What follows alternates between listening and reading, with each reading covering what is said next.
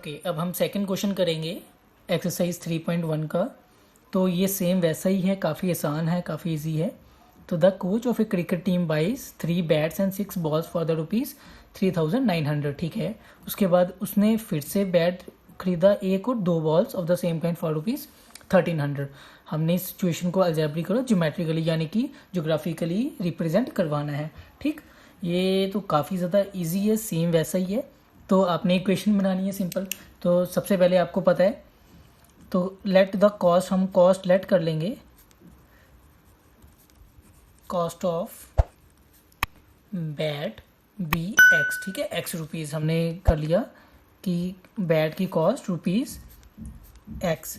तो cost of balls B rupees Y. हमने एक वेरिएबल ले लिया एक्स और एक ले लिया वेरिएबल वाई। ठीक, तो एक्स हमें बता रहा है बैट की कॉस्ट, वाई बता रहा है हमें बॉल्स की कॉस्ट। तो सिंपली आपने अब क्या बनाना है, रिलेट करना है इस क्वेश्चन को, यानी कि अकॉर्डिंग टू क्वेश्चन। तो क्या कह रहा है, the coach of a cricket team buys 3 bats and 6 balls, यानी कि 3x बैट क्या है x, तो और 6 बॉल्स यानी कि 6y।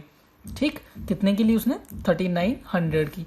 तो इसकी वैल्यू कितने की आई 3900। ठीक, यहाँ तक कोई प्रॉब्लम, सिंपल इजीली सॉल्व होगा, देखते जाइए।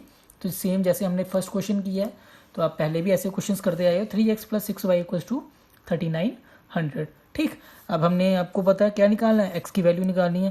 तो 3x यहीं पे रहेगा इक्वल्स टू तो 3x इक्वल्स टू, तो यहाँ पे प्लस का 6y है, तो यहाँ पे जाएगा तो माइनस का 6y। ठीक है, तो ये प्लस का 3900। ठीक है, सेम वैसे ही, कोई डाउट नहीं होना चाहिए। ठीक, बढ़ते हैं आगे। तो यहाँ पे हमने x की वैल्यू निकालनी है, यहाँ ऐसे लिखूंगा x इक्वल्स टू, तो x इक्वल्स टू 3900। ठीक है, प्लस का -6/3। ठीक है, यहाँ पे हमारे पास x की वैल्यू इजली निकल गई। ठीक, यहाँ तक कोई प्रॉब्लम नहीं आनी चाहिए। हमारे पास एक जो इक्वेशन है, जो एक इन्होंने कंडीशन दी है, वो इजली सॉल्व होगी। ठीक, अब हम सेकंड कंडीशन भी आएंगे। तो अकॉर्डिंग टू क्वेश्चन क्या कहता है, फिर से बाद में, later she buys the coach buys, फिर क्या कहता है ये बाद में, अकॉर्डिंग टू क्वेश्चन, तो buy another bat and 2 balls. ठीक है, तो उसने सिर्फ एक बैट यानी कि एक x और 2y खरीदा, कितने में 1300 में। ठीक है, यानी कि इसकी इक्वेशन बन गई x + 2y = 1300। तो यहाँ पे क्या बना, x की वैल्यू हमने यहीं पे रहने देनी है, तो इसको मैं कैसे लिखूंगा 1300 - 2y। ठीक है, this is our equation first and this is our equation second. तो सेम जब हमने सॉल्यूशंस निकाले हैं, कोऑर्डिनेट्स निकाले हैं, तो हम क्या करेंगे, एक टेबल बनाएंगे, आपको बताया था मैंने। तो सेम वैसे ही टेबल यहाँ पे बनाएंगे। तो x और y का हम बनाएंगे टेबल। तो यहाँ पे फर्स्ट इक्वेशन की लिखेंगे और यहाँ पे बनाएंगे इक्वेशन सेकंड के लिए। ठीक है, हम ऐसे टेबल बनाएंगे, यहाँ पे x और y के सॉल्यूशंस हम निकालेंगे, x और y। यहाँ पे हम 3 सॉल्यूशंस निकाल लेंगे। ठीक है, लास्ट में हमने 2 निकाले थे, यहाँ पे हम 3 निकालेंगे। तो चलिए आगे बढ़ते हैं। तो सॉल्यूशंस निकालने के लिए क्या आपको मैंने बताया था, अपने वैल्यू पुट करनी है, तो जिससे इजीली आप वो आंसर्स निकाल सकें। तो आपको ये दिखाई दे रहा होगा, यहाँ पे 3900 काफ़ी बड़ी इक्वेशंस हैं। तो यहाँ पे हम उसी हिसाब से x की वैल्यू पुट करेंगे। तो सॉरी, यहाँ पे हमारे पास y भी आना था। ठीक, तो y की वैल्यू पुट करेंगे ताकि हमारे पास x की वैल्यू जितनी छोटी हो सके उतनी आए। ठीक, तो यहाँ पे मैं ले लूँगा और यहाँ पे 100 पे टर्म्स आ रही है, यानी कि ग्राफ आपका दिखाई दे रहा है 100 to 100 पे जाएगा। तो यहाँ पे सेम वैसे अगर मैं y की वैल्यू पुट करूँ, यहाँ पे ले लूँगा y की वैल्यू 500। तो यहाँ पे जब मैं y की वैल्यू 500 लूँगा, क्या आएगा, तो 500 × 6 3000। तो 3900 में से 3000 हम माइनस करेंगे, आएगा 900। तो 900 / 3 300। ठीक है, तो इजीली सॉल्व होगा, कोई परेशानी वाली बात नहीं है, कोई भी वैल्यू ले सकते हो आप। तो आपने खुद देखना है जिसमें ग्राफ हमारा छोटा बने। 9th में भी आपने सॉल्व किए हैं। चलिए अब y की वैल्यू लेते हैं। अब y की वैल्यू मैं लूँगा 600। ठीक है, उसके करीब करीब ही लूँगा ताकि हमारे पास इजीली सॉल्व हो सके। तो 600 लूँगा, ये 600 बनेगा 3600, तो 3900 में से 3600 तो ये बनेगा 300 डिवाइडेड बाय 3 100। ठीक है, हमारे पास वैल्यू उतनी छोटी आ रही है, हमें 3 वैल्यूज़ निकालनी है। तो अब मैं इसकी 700 ले लूँगा, तो ये 4200 हो गया। तो माइनस की वैल्यू आएगी 100। ठीक है, -300/3 100। इजीली देखने में पता चल जाता है क्या इक्वेशन की वैल्यू आने वाली है।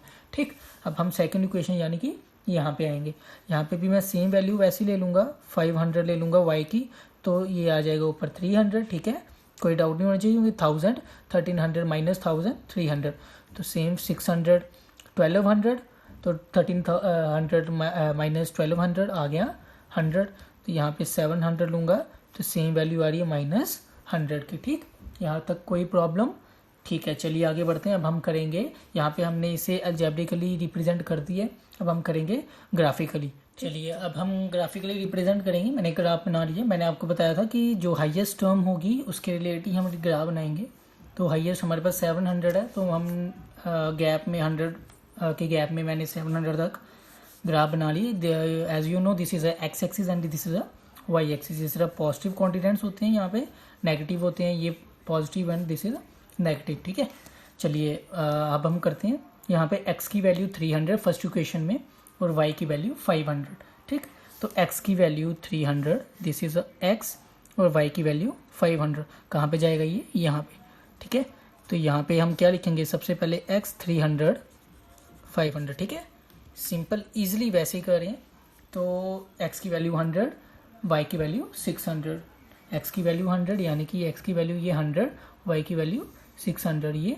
ठीक, तो सेम सिंपल ऐसे ही चलेगा। कोई x की वैल्यू 100 और y की 600 यहाँ पे आएगा बीच में, तो यहाँ पे हम लिखेंगे 100 और 600, हमने सॉल्यूशंस बताने हैं। ठीक, हम थर्ड में आते हैं। तो x की वैल्यू -100, y की वैल्यू 700, तो x -100, y की वैल्यू 700 यहाँ पे। ठीक, तो ये x की वैल्यू -100 है, तो हम x लिखेंगे और y की 700, -100/700 700। ठीक है, ये हमारे पास कोऑर्डिनेट्स बन रहे हैं। ठीक, अब हम चलेंगे आगे। तो यहाँ पे आगे क्या है? सेकंड इक्वेशन में x की वैल्यू 300, y की वैल्यू 500, तो x की वैल्यू 300, y की वैल्यू 500, तो ये बन रहा है कहाँ?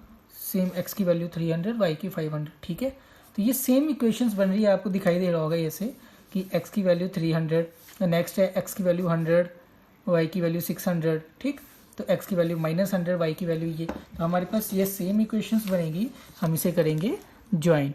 तो तीनों को जब हम एक लाइन ड्रॉ करेंगे ताकि हमारे पास एक इक्वेशन की लाइन आ जाए। ठीक, तो ये हमने इक्वेशन की लाइन ड्रॉ की, तो यहाँ पे हम लिख लेंगे। तो कौन कौन सी इक्वेशन की लाइन थी, ये कौन सी एक्सिस कह रहा है? तो ये एक इक्वेशन है x = 3900 -6y/3, और ये भी सेम उसी की x = 1300 -2y। ठीक, तो ये हमारे पास ये एक ही लाइन बनेगी और ये हमारा होगा आंसर। ठीक है, सेम ऐसे ही हम करेंगे जैसे हमने क्वेश्चन नंबर फर्स्ट में किया था। तो कोई मुश्किल वाली बात नहीं है, काफ़ी इजी है क्वेश्चंस। तो आगे हम पढ़ेंगे क्वेश्चन नंबर 3। चलिए ओके, अब हम करेंगे क्वेश्चन नंबर 3 कि the cost of 2 kg of apples and 1 kg grapes on a day was found to be ₹160। कहते हैं कि 2 kg एप्पल की और 1 kg ग्रेप की कॉस्ट थी 160 rupees, and after a month cost of 4 kg apples and 1 kg grapes is ₹300। कि एक महीने के बाद उसकी 4 kg एप्पल और 2 kg ग्रेप्स की कॉस्ट होगी 300। ठीक है, represent this situation algebraically and graphically. Same question number second की तरह करेंगे, सेम वैसा ही है। लेट कर लेंगे हम दोनों के कॉस्ट, ठीक है, जैसे हमने पहले किया था, और सेम वैसे ही करेंगे। Let the cost of apples be ₹x, हम एप्पल की कॉस्ट ले लेंगे x, and the cost of grapes be ₹y। ठीक है, हमने दो वेरिएबल्स ले लिए x और y। अब हम इस क्वेश्चन को रिलेट करेंगे जो हमें गिवन है। तो अकॉर्डिंग टू क्वेश्चन क्या है कि 2 kg एप्पल और 1 kg ग्रेप, यानी कि 2 of x और 1 ऑफ वाई, यानी कि वाई ये कितने रुपीज़ में मिलता था, 160 रुपीज़ में। ठीक है, ये हमारे पास लीनियर इक्वेशन बन गई आपके सामने, आपको दिखाई दे रही है।